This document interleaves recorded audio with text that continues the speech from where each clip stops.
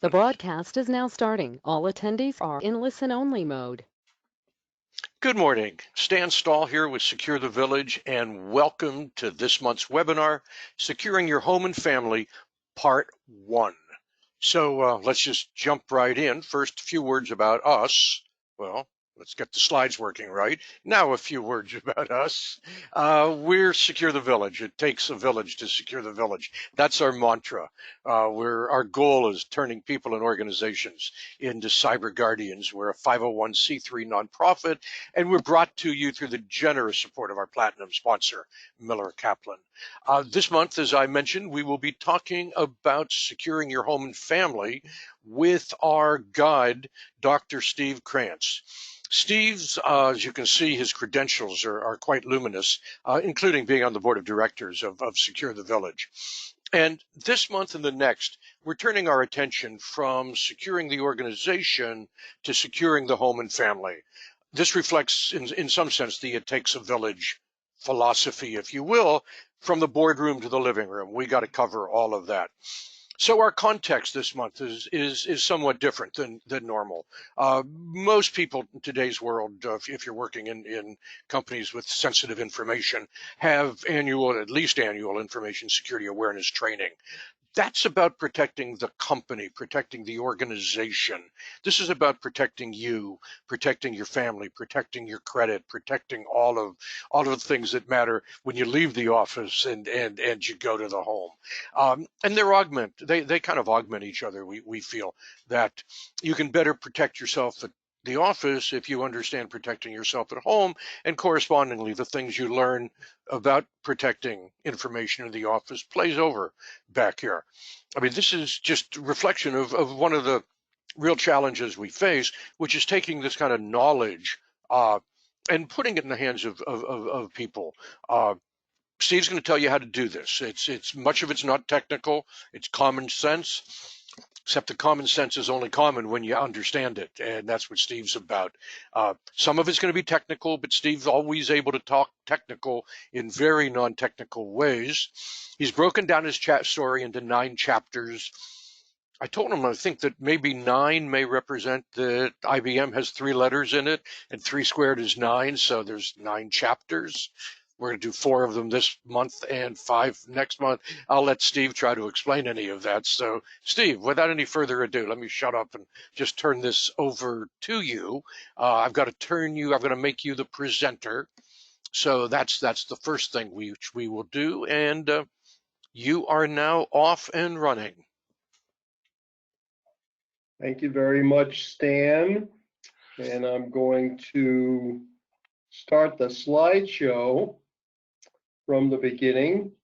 So welcome everyone, and thank you, Stan, for that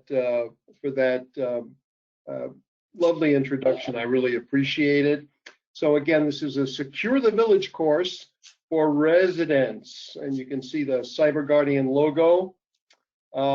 And Stan has already done it, but whenever I make this presentation, I do give a shout out to Secure the Village, the mission being a cyber secure Los Angeles, and hopefully we will be a model for other communities. This is a slide that I freely stole from Stan. Who stole it from somewhere else, just let's be, yes, advertising.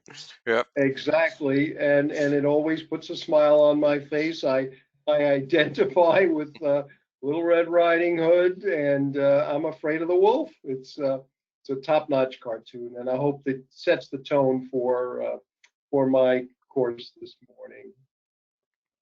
The course topics, as Stan mentioned, there's a total of 9, but we're going to cover in this first hour topics 1, 2, 3, and 4, getting started or an introduction, some technology basics. I'm going to go into passwords and then into web browsing and focusing on things like do's and don'ts. Good. So let's start. Topic 1. So one observation that I've made in my research is, rather that I discovered in my research, and I'm making the observation to you, is that half of Americans do not trust modern institutions to protect their personal data. That was 3 years ago.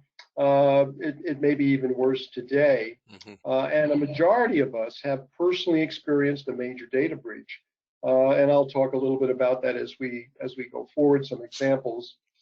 So these things are concerning both from our own personal perspectives as well as some external data that this slide implies. So some definition, the main definition for today is maintaining control of your personal information while using computers and smartphones and other devices. That's my definition of personal cybersecurity.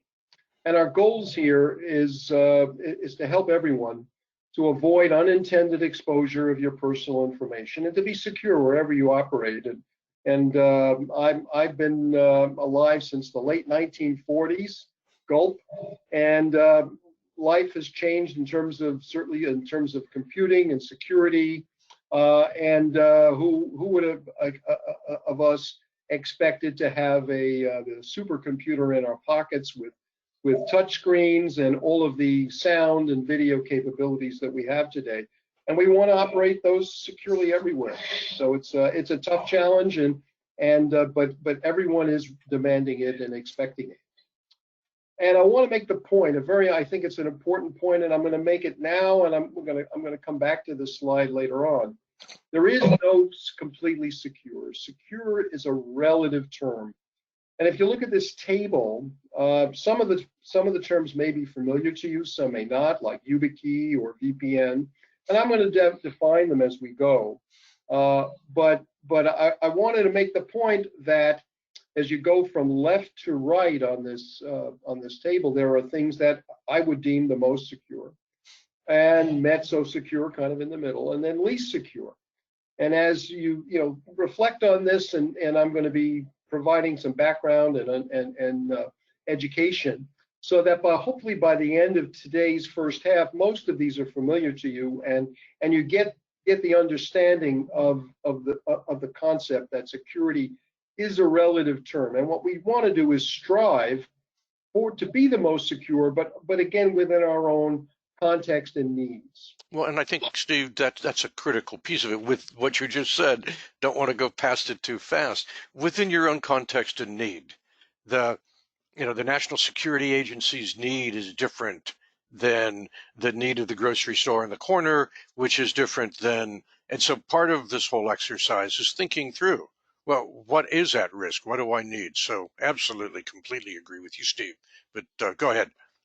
Thank you, Stan. Yes. I wanted to talk about a security checklist that I've created. It's exactly right now. It's 54 do's and don'ts, and they're the heart of this course. They're the heart of my CyberGuardian book. And within the checklist, there are links to relevant book sections. I expect it to evolve over time as tools and software and our devices get more protective. So maybe the 50 plus will reduce. Let's hope that they do. And if you want that security checklist, you can go to my website, nerdseiview.com, and download a PDF copy and use it as a reference and as a checklist. So let me now get into a little more of the introduction. Who's interested in you? And that's something that all of us should reflect on. Banks, your insurance companies, those financial firms that have lent you money or where you've put your money. Marketing and advertising firms that want to sell you things, and ditto for retail stores. There are also people who are interested in your reputation, who want to make sure that you're safe and secure, like your spouse. But then there are people who seek to hide behind your reputation for gain, and there are bullies and thieves. So you need to gauge what is your personal risk.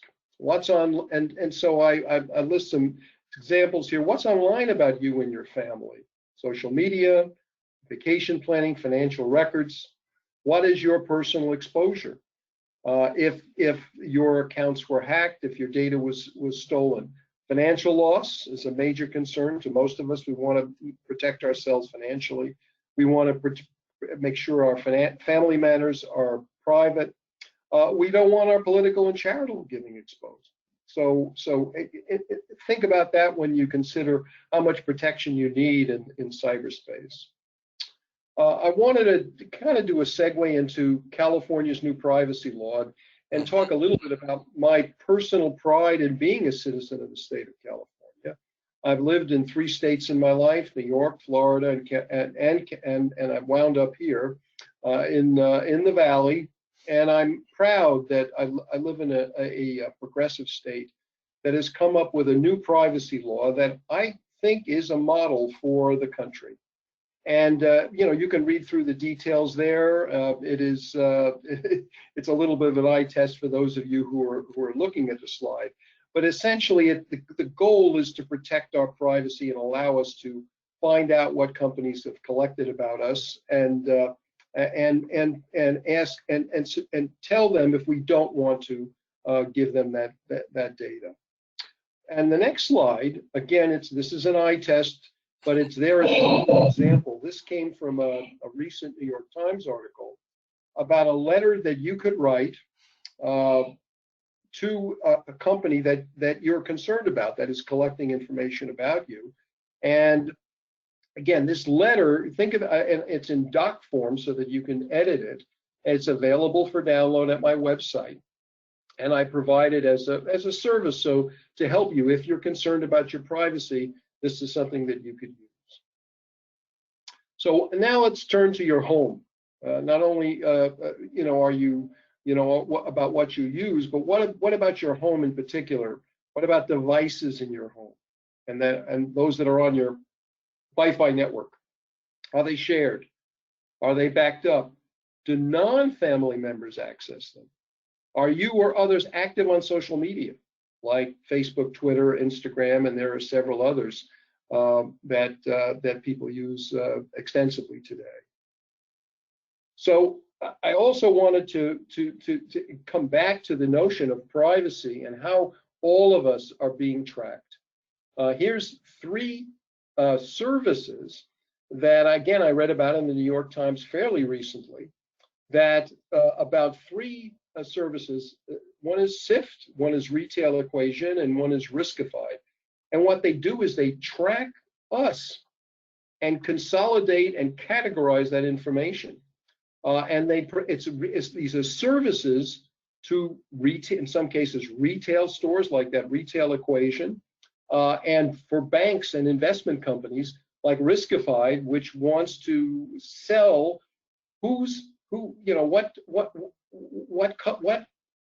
what people in the outside world, how, are they creditworthy?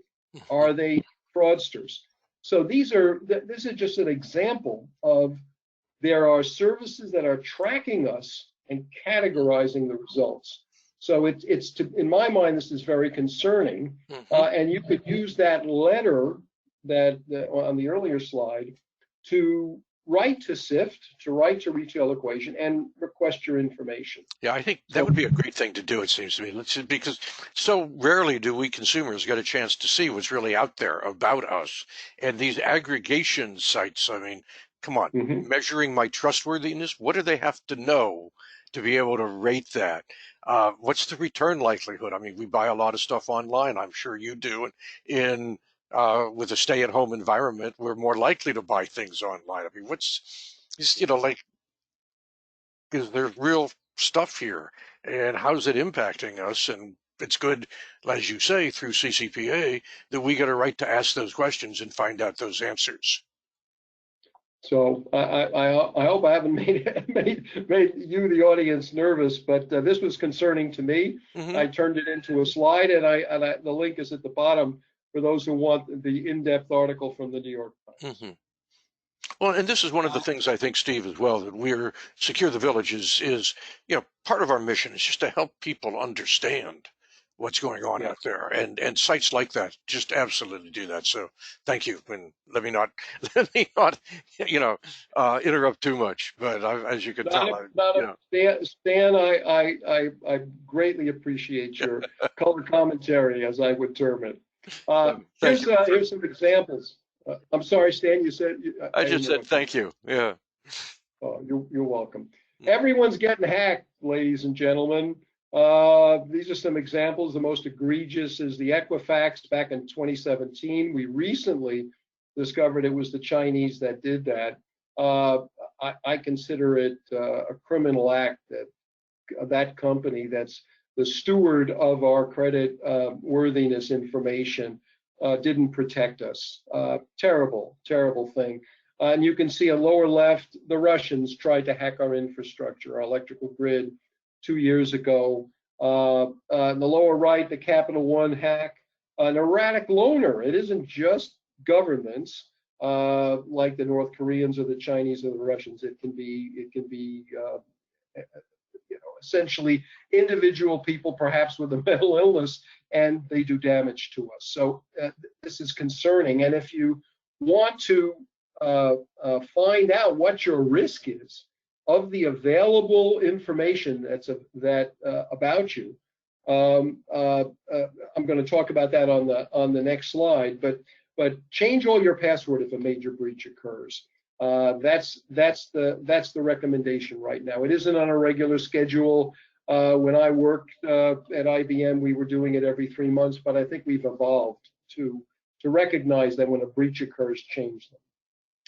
I got a little bit ahead of myself, but I wanted to focus on the dark web. The dark web is when I think of it now, before I knew about it, I'd heard the term, but after doing some research, I became even more concerned about it. It's shocking. This is a screen grab of a website in the dark web that sells illegal things like our personal information, like pornography that, not the legal kind, but the illegal kind of pornography, forgeries. You can see that as on the list of the category over there. And the way these sites are set up, for those of us who've used Amazon, and I'm an Amazon user for, I think, over 20 years now. It's hard to believe. I mean, Amazon, it's like the Amazon, there are sites that are equivalent to Amazon in terms of offering discounts, offering specials, offering membership. It's stunning that this is a infrastructure that's hidden for most of us for criminal activity. So how do you find out about your exposure to this? And actually, on the previous slide, I talked about it, but I was thinking about haveibeenpawned.com, which if you look carefully at that domain name on that pop-up, to check your exposure, go there, and it will search the dark web and see where you have been exposed and where your risk is, and it will list websites that you have gone to that for which your personal information is available for sale. Very scary stuff. Yeah, that's a good thing to do. Just again, it gives you a sense of, okay, what's out there? Here's my email address. Oh my God, here's all the breaches that are associated with that email address, and all those passwords are now in the hands of the cyber criminals. I mean, it's like really instructive, I find, and to do that every few months, just to go check. Absolutely. And now I want to take you on what I call the story of a cybercrime and follow the numbers 1 through 5. You are the gentleman in the brown suit sitting at his, in this case, an old-fashioned desktop. I have to change that. Yes, you do. I do. I have to find a better one, a more modern one. But anyway, I think it makes the point. That's you. You're sitting at your desktop computer. You open an email, you click on a link, or open an attachment, and unfortunately, that came from that devil up at the top on the upper left with those crazy eyes. He sent you that email, and when you click on that attachment or that link, down comes that little green guy, and he's now installed in your computer. That's step 1. Step 2, you, again, you're trying to get to your bank for whatever reason. Your ID is, in this case, Steve the Sucker, and your password is I'm a moron. And you enter that, but meanwhile, unbeknownst to you, that little green guy, the malware, is capturing your keystrokes and gains knowledge of your login information. Step 3, the malware sends it to the bad guy. Step 4, the bad guy logs in as you. And step 5, he steals your money. So this is kind of like an expose. If some of you may have already understood this, but I think this makes the point. This is a generalization of what can happen. That's right. And it's also a good illustration in that even as the end game for the cyber criminal may not be stealing information in your bank account, there could be lots of other reasons that this cyber criminal wants access to your computer, but it all starts through layers 1 and 2 that give the cyber criminal access to your computer. And I've seen statistics that over 90% of all breaches start with that kind of an email. Exactly, Stan. You're right. Okay. If you find that you have inadvertently installed a virus, run your antivirus. Run it now. Don't delay. And here are some examples. The first is I show what's called colloquially as the blue screen of death. A malware, you've downloaded some malware unbeknownst to you, and randomly this will pop up. It's happened to me in the past. I was lucky enough to realize that this was a scam. The blue screen of death, if you look on the lower right, it's got a telephone number, and it says it's Microsoft certified technicians. They're here to help. In reality, these are crooks, and any personal information you give them is used for their benefit, and nothing of benefit is going to happen to you. Another thing that can happen, you see this pop up when you go to a website. You win 100, 500 millions, whatever. It's for, if you're naive and get excited and click on that OK button, bad things are going to happen. It's a mistake. So that's another example. And the third example on this slide is an email. This is I've blurred out a couple of the key points on this, because this was an actual personal email that I received over a year ago from a gentleman who calls himself Dirk Saunders. And I'm reading this email and I go, I know that blah, blah, blah is your password. Well, it was one of my personal private passwords, and I was thunderstruck. And I kind of like, holy cow, this guy, how did this guy do this? This was well before I was more deeply involved in this subject. But I was suspicious because the paragraphs that followed threatened me that it would expose and embarrass me for some personal things that it guessed I did, but I knew I hadn't. And I said to myself, this might be a scam. So I went online, I Googled, and sure enough, it is a well-known scam that these kind of threatening emails are sent after an individual has gained knowledge of your email address and one of your passwords. So of course I ignored it and let there was a 24-hour time period, and of course nothing happened. But this is the kind of thing that you need to be watchful for. And your point there, Steve, I think is also well taken. Part of what the cyber criminal in this case is going to do is send out millions of these emails, hoping that out of sending out millions, maybe hundreds will respond back and give him $100. So for next to no investment, he gets $10,000 back. Best thing to do, as you just said, Steve, is delete it, make sure that password isn't any of your current passwords, and move on. Exactly. Thank you, Stan. Okay, so if I am a scam victim, let's say I fell for it, you want to consult a professional for cleanup because you don't know to the extent that your device has been corrupted. You want to call the police, and you want to call your financial companies. Yeah. And this is beyond just getting malware on your device. This is I fell for this email scam. What should I do? Yeah, and calling the police is really important here as well, because too few people do that. And one of the things, SecureTheVillage, we have good relationships with law enforcement, and they hunger for evidence that they might be able to use in identifying who these miscreants are and getting them off the web. So it's really important to notify the police. Anything significant, use IC3.gov Gov, which is the FBI's website, and do notify the police if you're a victim. And there are additional references in my book. Mm-hmm. Okay, let's keep going. Now Yeah, we're at the end of the introductory topic. So now we're into a topic quiz. So I've got a few questions here for you to ponder. Number one, can I check my exposure to the dark web, true or false? And the answer is true. And if you harken back, that was the haveibeenpawned.com web address. That's where you can check your exposure and your risk.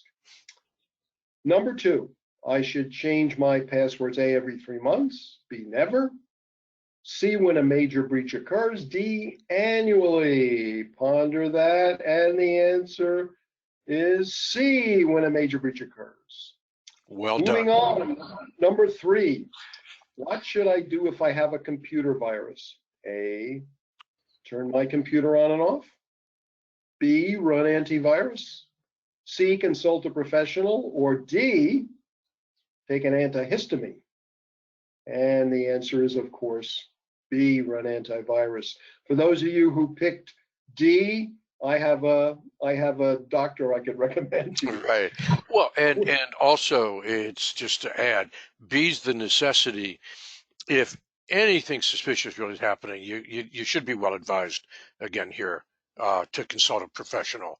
In the sense that C's not a wrong answer, I would argue. Exactly. Yeah. Exactly, Stan. I mean, there are the best answer in this case is B. If you're flummoxed, consult a professional. Absolutely.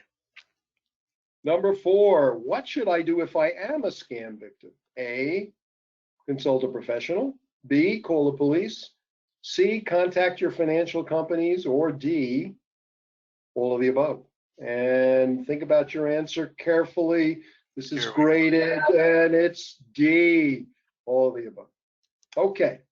Yeah. Now I'm going to delve into technology. That's topic two, and it's going to be basic. I hope I'm not boring you if you already know this, but I felt I needed to do a Cook's tour of technology landscape. And looking at this slide, I discussed this slide from the bottom up, from those yellow boxes and the graphics there too, is the home environment. And on the lower left, things that you need to be concerned about with respect to your laptop in this case, or your smartphone, the passwords, the access. You need to understand what 2FA is, and I'm going to be talking more about that in the slides to come. But 2FA stands for two-factor authentication. And it's a way to supplement the security of a password and give you much more security when you access, in particular, a sensitive website that you certainly don't want anyone to masquerade as you. You want to protect your device from if you lose it or it gets stolen, you want it to have a lock screen. And you want to be prepared to provide loss recovery. And on the right lower right yellow box, the things that you can use to protect your devices from a software point of view is antivirus. You want that installed and running and up to date. And that means accept the updates from your operating system software provider. Accept tune-up requests, because that can include bug fixes as well. You want to back up your data, especially remotely, and you want to make sure your data on your device is encrypted. Yeah. Moving up a little bit to right opposite that home box, in setting up, and I'll talk a little bit more about that in the slide to come, setting up a secure Wi-Fi network, the ID, which is known as the SSID, isn't associated with you and has a strong password. You set up the firewall to protect from errant incoming network traffic, and you want the transmissions to be encrypted. Mm-hmm. Looking at the outside world, that's the top half of this slide, going from the right and kind of going to the left, if I'm using my smartphone and I've got ample cellular data bytes available to me, I'm in the gigabyte or unlimited, it's encrypted and relatively secure. But using the public Wi-Fi with my laptop or my device is risky. It tends to be unencrypted. And so I recommend very strongly, and looking at the left of that box that says VPN over public Wi-Fi and encryption, that is where you want to be. You want to invest in a virtual private network if you're using your device in an airport or in any public place, perhaps a Starbucks. And today, of course, we're in the middle of a pandemic. Few of us, if any of us, are in these public spots, so this is less of a worry at this moment. A couple of other icons on the upper left there. One is the Bluetooth icon. The other is the AirDrop icon for you iPhoners, you Apple phone device users. You should be very careful about using those when in public because they can be hacked.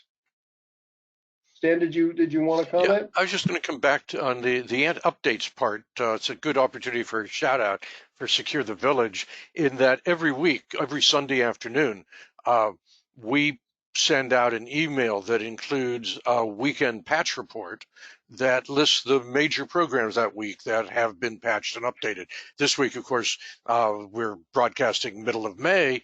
Microsoft itself, it's their monthly update. But every week we see updates, and we post those in our weekly cybersecurity news of the week and weekend patch report. That's available for free. Just go to the SecureTheVillage.org website, and you can sign up for that. Thank you, Stan. Let me continue now just to kind of summarize with respect to the environment of networks. At home, on your Wi-Fi network, it's secure if you're using a router with a hardware firewall and WPA2 encryption. That's it's a tricky little acronym, but right now that's the standard. There are things coming down the pike like WPA3, but right now almost all routers support that encryption method, and it should be selected in your router setup. Yeah, and if your router doesn't support it, get a new router. Be my recommendation. Yes. Yeah, absolutely. When you're on the outside, be careful with public Wi-Fi. Never send or access personal or financial information. Cellular data, as I said, is relatively secure. Mm-hmm. Turn off Bluetooth, turn off network sharing, don't use AirDrop. And in terms of plugging in to a port in the airport, only use your personal cable. One little anecdote, I recently read an article that people are selling USB condoms so that you would put on a cable to protect it from your data being hacked. I mean, I thought that was absolutely hilarious, and if you buy my book, you'll read it and get a chuckle. And last, again, virtual private network or VPN for the truly security concern gives you privacy all the way from your device onto the internet. It encrypts all your data traffic. It even encrypts it with respect to your ISP, your internet service provider. And it's either additional security, either home or away. Mm-hmm. Now I was going to go into more detail about the home setup. I think it's very important. When you're setting up for the first time, this tends to be a one-time thing. When I set up my router and then I've set it up and pretty much forget about it, I want to create a router ID and a strong password to manage that router as a device. And I want to update its firmware, and I want to do that annually.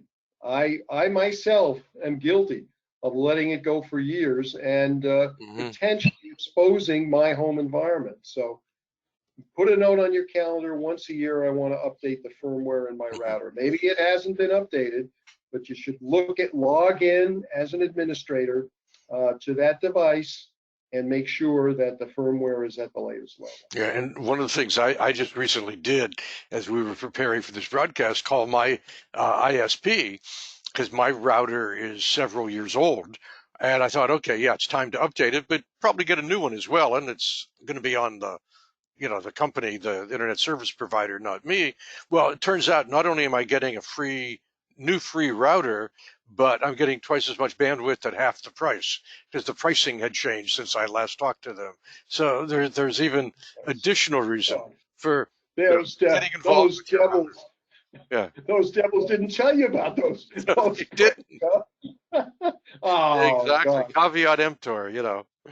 I know, I understand. So when you're now that your router's set up, that's the left side of the slide. Yep. On the right side, when you set up your Wi-Fi network at home, and again, there's that ubiquitous acronym SSID, which is your Wi-Fi network name. Don't put a personal reference in it. It shouldn't, in my case, it shouldn't be, Steve Krantz Wi-Fi. It's got to be, and in our case, we use our dog's name so that people won't know. Well, except those who know your dog. Now, wait a minute. Now, okay. I use the name of an obscure philosopher. I would have guessed that, Stan. So, of course, strong password. And as I said, WPA2 security. And one more thing, there should be settings for remote management. They should be turned off. You don't want to allow anybody to be able to access your router remotely. Okay. Now here are some slides, 3 slides that are for the nerds in the audience, because these are flow charts. And I think it's useful to look at setting up your home environment logically. And so I'm going to step you through this. Slide 1, slide 2, slide 3, the next 3. And hopefully that will be helpful. And maybe from this, you'll become nerds like me. So the diamond boxes are decision boxes. So at home, am I at home with a question mark? The answer is no. I go to the next slide. But if I am at home, which is the purpose of this slide, is to tell you what to do at home. That's where that Y in the box says yes. Is my Wi-Fi secure? And this is applicable to my router setup. If it's no, if I'm not sure, check your router. Make sure that it's set up as I previously discussed on the previous slide. Then I come back up, and that's now, yes, my Wi-Fi is secure. I ask myself, do I have VPN, a virtual private network? If the answer is no, I just connect via Wi-Fi and I'm good to go. I am encrypted, I'm relatively safe. But if I do have a virtual private network, I next ask myself, is my virtual private, if I use it, is my performance good? In other words, my responses when I do things over the internet. If it's good, great, connect, I'm done. If it's not, skip it, just go with just Wi-Fi alone. And this is, again, the point that security is a relative term. I think the best way to secure yourself pretty much anywhere is with a virtual private network. But it's good. I'm good to go if I don't have it at home, because if I set my Wi-Fi up correctly with encryption, I'm going to be relatively secure. It's going to be very. This is an interesting slide as well, Steve. The distinction here between working at home and being at home browsing the web for yourself. If you're working from home, now your IT people should have you with a VPN directly from your home to the corporate office. And we're not talking about now a commercial VPN, but an industrial strength VPN. So the subtleties here as to where you're working, what you're working on become relevant. Main point though, and you're absolutely right, security is relative. Do what you got to do it as best you can. Has always got to be a piece of how we have to think through this, if you will. Exactly, thank you. And Stan, your point is very well taken. Mm-hmm. So now I'm back at the left side of this slide. I'm looking at number 1 because I'm not at home. Where am I? I'm out in public. So my first question is, am I using my smartphone or not? If I am, yes, is Wi-Fi available? No, I just do my I connect via cellular and I'm good to go. If it is available, do I have a VPN on my smartphone? If it's yes, connect Wi-Fi, connect VPN, and I'm good to go. If I don't, I connect cellular, and that's how I use my smartphone when I'm out. Now I'm back to the left side. I'm at number 2. I'm going to the third flowchart slide. And I have a laptop, which is equipped with Wi-Fi. I ask myself the question, do I have a virtual private network? No, I don't do anything. I'm stuck. I can do things on my laptop, but I shouldn't connect to the internet. I'm not connected. However, if I do have a virtual private network, I can connect to the Wi-Fi that's available and activate the VPN so that my activity over the internet is private. So that takes you through what I see are the 3 major scenarios. Next slide talks about what I call a technology landscape, how I personally see software and hardware on modern devices. And I if you look at the leftmost column, you see the word hardware and software. Hardware is at the bottom, software is at the top. It's a stack. That's how I conceive of and how computing devices have been organized since I've been familiar with them, which is back in the 1960s. And I list some examples in the second column. You got desktops, you got laptops, you got tablets, you got smartphones. Those are the typical modern smart devices that we use. And the stack above includes the operating system, which operates the device and provides all the interfaces to the features of the device and the outside world. Riding on top of that, above that yellow company box, are the apps and the websites that I use to do my work. And then I give you 3 examples just to kind of associate these, these two pedagogical columns 1 and 2, with the real world. What is Google selling? What is Apple selling? What is Microsoft selling? And at the top, some examples of commonly available software apps like a browser. A browser is just an app. Waze, Uber are apps, and PayPal. I personally just use the website version, but it is also an app and a website. Just a way of thinking about the technology landscape. Okay, end of number 2, and I'm at question 5. If I am in a public place and connect to the internet, I should A, use a VPN, B, turn off Bluetooth, C, turn off network sharing, or D, all of the above. Ponder that, and the answer is D, all of the above. Question C, if I'm in a public place and I should only use my personal USB cable and AC adapter. True or false? And you'll all remember that little anecdote about a USB condom, I'm sure, as I do. Number 7, I should set up my home router with A, my last name is SSID, B, WPA2 encryption, C, firewall enabled, D, remote management turned off, or E, all of the above. That's the trick answer, and the correct answer is B, C, and D. Some of you might go with E, but B, C, and D. Yeah, trick question. Totally trick. There's multiple choices. They're supposed to have one answer only, Steve. So, yeah, you're playing with us here. I am. I'm just terrible, violating norms. C, 8. Number 8. How often should I update the firmware in my home router? Annually, B, monthly, C, never, D, weekly. And I think I'm drilled hole in the point. A, annually, once a year. Number 9, if I'm in a public place, it is safe to make online financial transactions. True or false? And the answer, of course, is false. It's not safe. Do it where you're sure, you're secure, and I do it only at home. I don't ever do it when I'm on the road. Okay, topic 3, passwords. Passwords 101. What are the passwords that hackers try first when they're trying to crack, when they know your email address and they know you've gone to website ABC, what will they try? And those are the lists.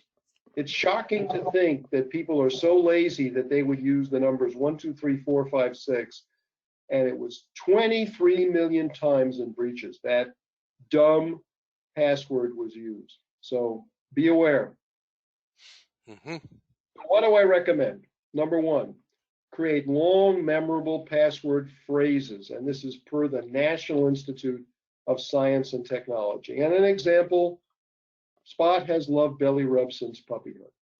If your length is restricted, as many password lengths are, I suggest using the first letter of that phrase as a condensed version of the password. You can check its strength with passwordmeter.com. Again, change passwords when a major breach occurs. And of course, as I've recommended, special care for financial sites, no fooling around. Yeah, that is so vital, Steve. Just absolutely. Passwords 103. This is just a brief discussion of what a password manager is. It's an application that stores your IDs and passwords. Sometimes it will help you automatically create complex passwords. They're different features. A couple of examples are Dashlane, LastPass. There are others that are well reviewed.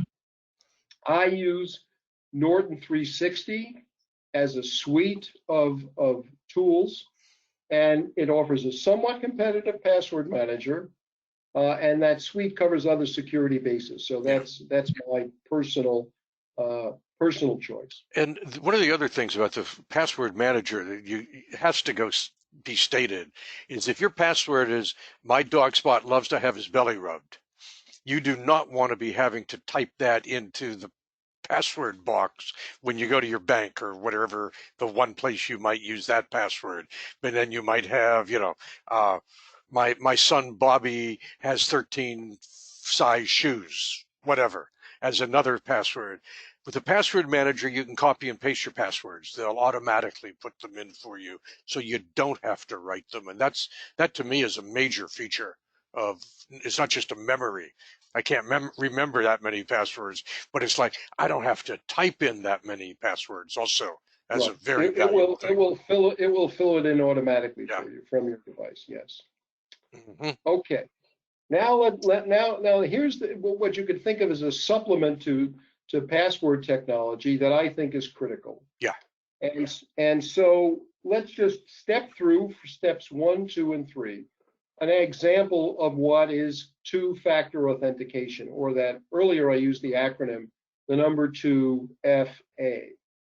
So I want to transfer some money from my bank online to another account or to one of my children, which I've done on occasion.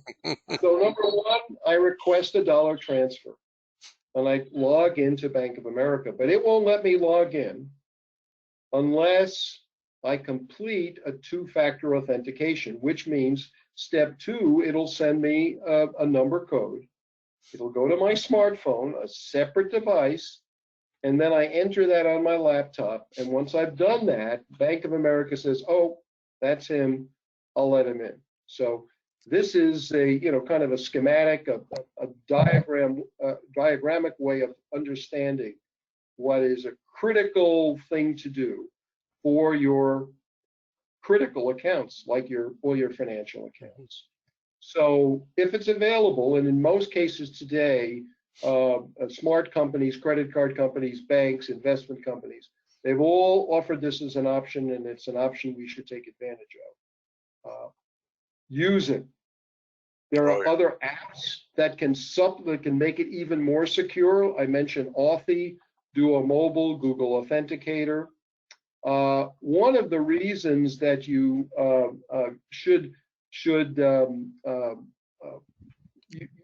you may have to share your cell phone with various websites. There is a reason to minimize that, because that becomes something that a hacker can use against you to represent. If he knows your ID, your password, your name, your address, and your phone number, he can call your phone company and say I'm Steve Krantz in this case, my personal case, and say I want a new SIM card, and they send it to him, and then he essentially has stolen my phone and is able to defeat two-factor authentication. A very scary thing. Yeah, totally scary. So, Yeah, this is not just an academic exercise. We've got many examples of SIM swap attacks. One in which somebody had $24 million worth of Bitcoin stolen from his personal account. So yeah, that's so serious. So I'm gonna talk a little bit about that more, but to defeat SIM swap attacks, what you want to do is get a PIN with your cell phone provider so that if someone masquerades as you, they'll have everything they need, but they won't have your PIN. And therefore they cannot get through your cell phone provider to order that new SIM card. So I'll talk about that a little bit later. If you're security concerned in general, consider a YubiKey, which is a hardware-based, and it can be a personal, I forget. Yeah, I'm blocking on the word. A personal factor, a physical factor authenticator with a piece of hardware. In this case, a YubiKey. There are others, other devices similar to YubiKey that compete with it. That will pretty much guarantee that someone cannot masquerade as you if that is your standard operating procedure, is to use that hardware device, which will force you, for example, to put your thumb on the device for authentication purposes. Okay, topic quiz. Which is the best password? A, hello 123. B, kinky one blah blah blah. C, my dog has a blue nose. Or D, Lucy. And the answer is C, my dog has a blue nose. It's a passphrase. Good. I got that right. Good. I'm glad, Stan. I was hoping. This is only the second time you sat through this. Yes. Number 12, how should I store my passwords? A, in my browser. B, in my password manager. C, on a piece of paper in my desk. Or D, in my head. And the answer is B, in my password manager. Question 13. What is the best way to secure my important accounts? A, long memorable password. Sounds good. B, long memorable password and two-factor authentication. C, a complex password using lowercase, uppercase, and special characters. Or D, my last name backwards. And the answer is B, long memorable password and two-factor authentication. Definitely the way to go. Number 14, it is safe to share my cell phone number with apps and web accounts. True or false? The answer is false, but it's very concerning because sometimes we have to do this in order to complete a transaction. We have to share our cell phone number, but ultimately, really, you want to keep it as private as you can. So even though it's not safe, it's, again, security is relative. Sometimes we have to be a little less secure in order to accomplish our ends. Okay, last topic for today, web browsing. I just wanted to provide on this slide a little tutorial of the difference between a website and an app. Some people may not understand the difference. A website is software on a remote web server which receives and interprets web requests from a browser and responds to the web user with a web page. And there's an example. You can see the browser, the Google Chrome screenshot, and a server in the background. An app is software on a smartphone, typically, to respond to user input, and it may use the internet to communicate with a remote server. And I offer two examples. One is Calc, a Calc app, which almost every smartphone has, which is a calculator. It just uses the computing internal resources. It doesn't need to use the internet to do that calculation. But Uber, an app that many of us have used, does. It uses the internet extensively for GPS information, its own storage of your trip, etc. Want to provide a little more detail of what is a web address. And there's an example in the middle highlighted in yellow, http://www.example.com/index.html. And I talk about each section in turn. On the left, the HTTP is a protocol. It indicates to the internet that this is using a special protocol, and typically how data is expected to be sent. In this case, it's unencrypted in HTTP. When you see HTTPS, it's a more advanced, enhanced protocol that encrypts the data traffic back and forth.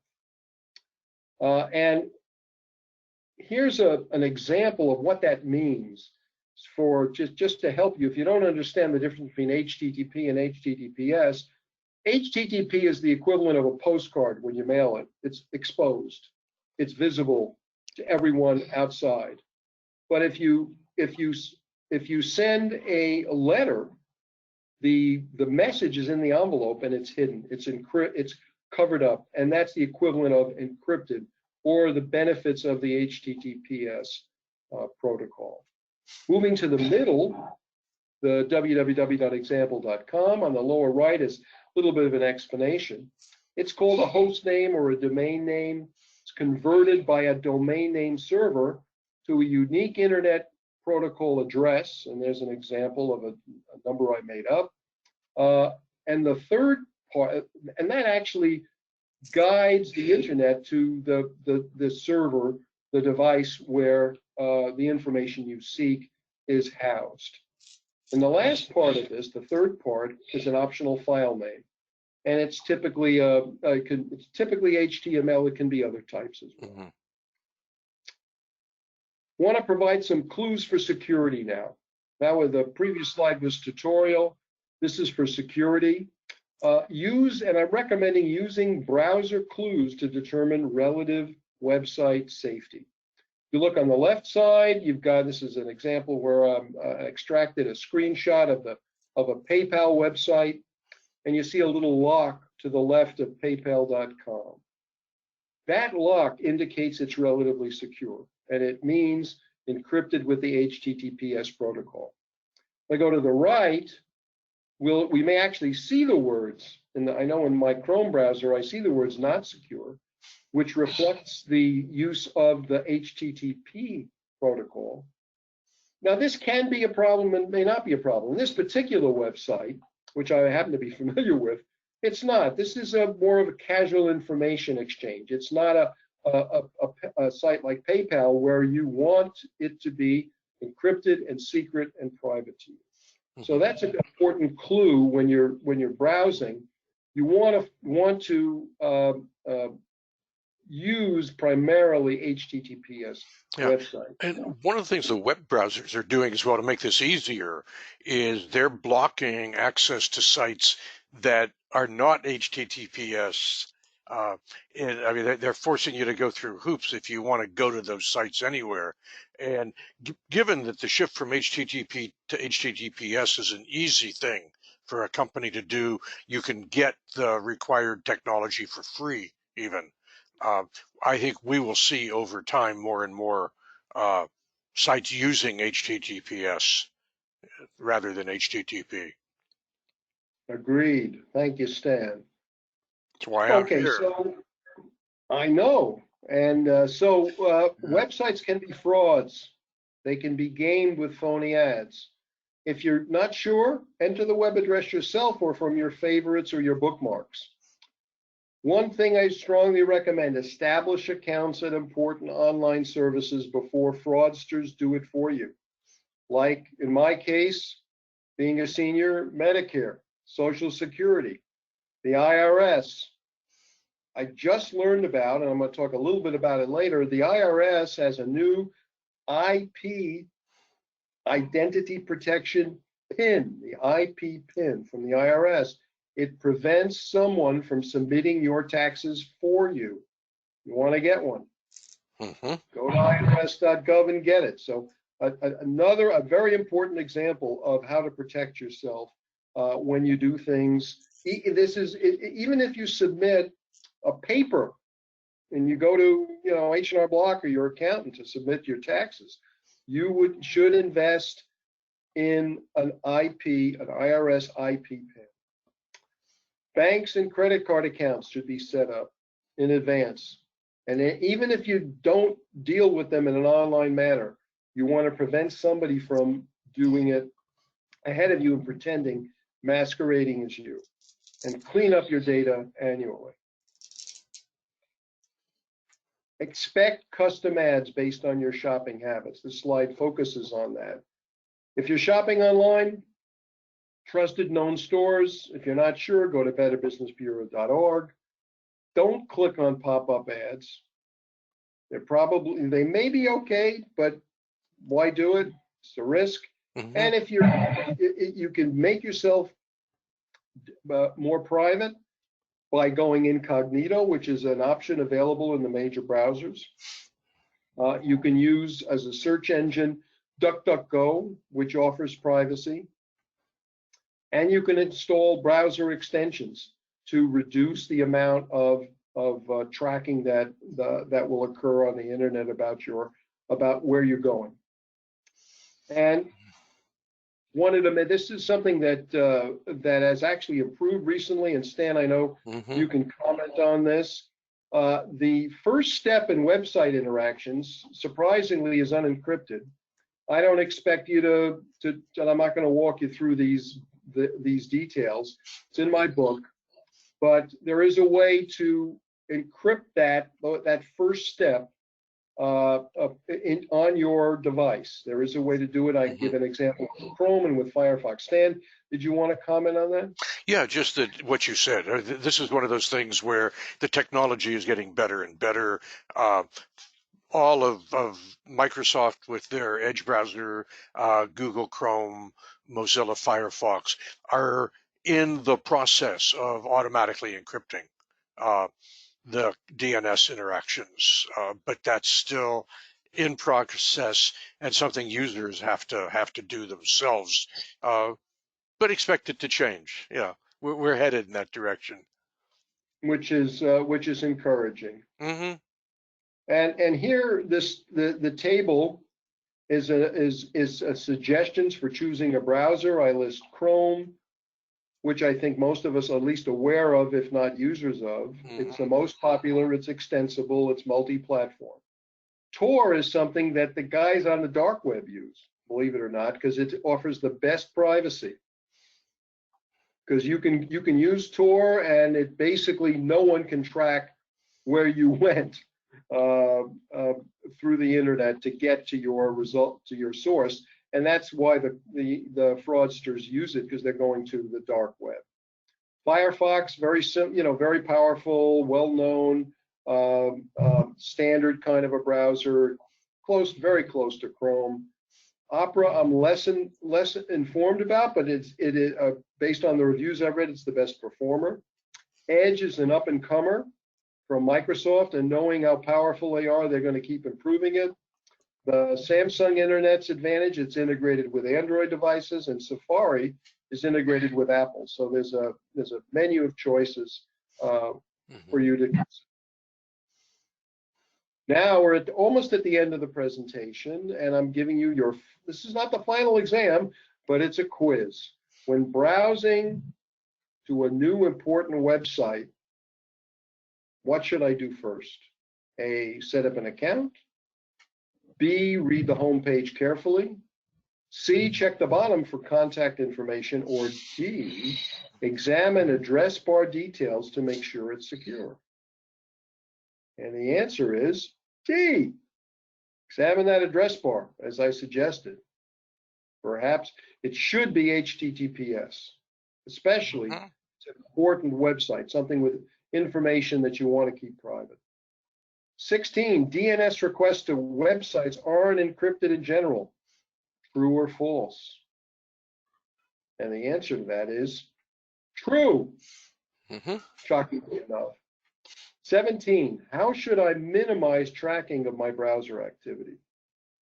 Going incognito, install a blocking extension, reduce the number of my web searches, or D, shut down my computer daily. And the recommendation is A and B, going incognito and or installing a blocking extension. Mm-hmm. Question 18, it's not dangerous to click on ads on the websites I regularly visit. True or false? The answer is false. It is dangerous. Watch out. Number 19, I should establish accounts at major official websites to protect my identity. True or false? And I think we'll all agree that that is true. Mm-hmm. 20, how often should I clean up stale website personal data? Never. Once. Yearly. Tuesdays. No. Yearly is the answer. I was leading the witness on that. Yes, you were. I was. Okay, end of the first hour. I hope we didn't run over too badly. The course topics are upcoming. We went through getting started, technology basics, passwords, web browsing. The upcoming in the second hour that I hope you all attend, we're going to talk about in more detail, apps, social media, email, and texting.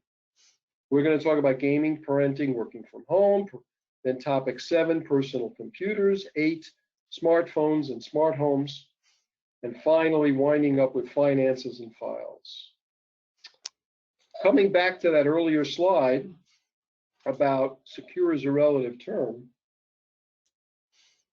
as I said before, there is no completely secure. And as I promised, some of these perhaps cryptic acronyms or names like YubiKey that you weren't familiar with, hopefully you're more familiar today. And you can see I made, some valuable points about what's the most secure password, what's the mezzo secure, and what is the least secure. Mm-hmm. Some good examples to consider.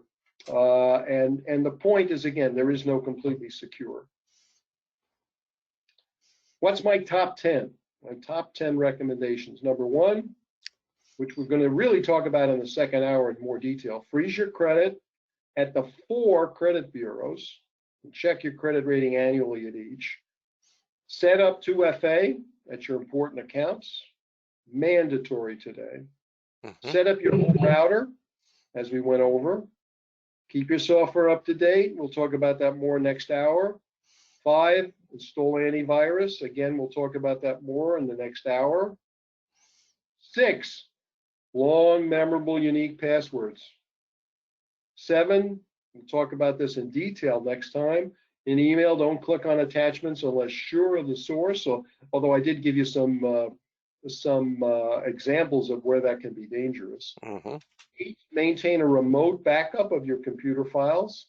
9, create a smartphone lock screen with an alternate phone number and email. And 10, create a kick the bucket letter for your heirs. And that, again, I'm going to go into detail of what makes up a kick the bucket letter in the second hour. Mm-hmm. Here's my favorite slide. I have to end with this. Mm-hmm. The first 4 are your 4 credit bureaus. And you can see from the hand on the right, that's 4 of those. Experian, TransUnion, Equifax, and Innovis. I don't know exactly how to pronounce it, frankly. Those are 4 of those 6 pins. 5, the cell phone provider pin. We talked about that. That's something you want to set up immediately, if you haven't already, with your cell phone provider to prevent someone from masquerading as you. And last but not least, I emphasized this earlier, the IRS identity protection pin at irs.gov. And that gives you the 6 pins. Clearly, evolution went the wrong way, or we'd have 6. We'd have an Yes. extra finger. Yes. That's right. Mm-hmm. And so, again, a reminder about the security checklist, 54 do's and don'ts, the heart of my book. It's on Amazon. Checklist is available separately for download at nerdseiview.com. So, Final words coming up, become a cyber guardian. Cybercrime is a reality for us and for us as individuals and as part of our work life. Make yourself hard to impersonate. Two-factor authentication and the 6 pins help a lot. Know with whom you're communicating. If people can masquerade in this in the world of cyberspace. Distrust and caution other parents of security is recommended by our dear departed Benjamin Franklin. And last but not least, be prepared. Prepare your devices, back up your data, and make sure your heirs can be informed with a kick the bucket letter. And so I look forward to you coming back on the second hour. And if you do everything, the bad guys go away. So final questions, if you've got questions, first I want to say thanks, of course. You see my email address there. You can reference, again, as I said, my book. There's the website, which has got more about the book and some valuable downloadables. And follow-up support is my recommending my son, who does this for a living. So thank you very much. Sounds good, Steve. Thank you so much. Let's see, I'm going to make myself the presenter, share my screen. What we've just been through, I'm not speaking to the attendees, is what these webinars are all about. They're meant to provide practical, real-world, how-to, actionable information so that people, whether at home in the family or whether in the organization, can do a better job of meeting these cyber challenges that we've got. They're all online on the Secure the Village resource kit. You can access that through SecureTheVillage.org. This webinar will be posted there within the next couple of days, along with the slides. And we meet the second Thursday of every month, 10 o'clock Pacific time. That's where you'll find us. Next month, we're back with you, Dr. Krantz. We'll look forward to that. Securing Your Home and Family Part 2. And if you're interested in cybersecurity at all, please get involved. You can follow us on LinkedIn. As I mentioned earlier, you can get our free cybersecurity news of the week with the weekend vulnerability and patch report. You can sign up for that on our website. You can attend a virtual event we're having where we not just have these webinars, but we have lots of other virtual events as well. Everything from webinars like this to happy hours. Let's get together late in the day and over a glass of wine or something stronger, talk about the world of cybersecurity. So do plan to attend our virtual events. If you are a professional, please consider joining the Leadership Council. We need to build momentum. This subject is critical to us as a people. In some sense, to our freedoms. And if you're looking for a webinar on a particular topic, just send us an email, info@securethevillage.org, and put the word webinar in the subject. We'll get back to you and see what we can do. Again, if you want more information, I've got Steve's contact info. You already saw that. Here's mine. And again, final pitch for the Cybersecurity News of the Week. Sign up for that if you would. And with that, I thank you all for attending. I look forward to seeing you back here next month when we go to part 2 of Securing Your Home and Family with Steve. And until then, we are adjourned.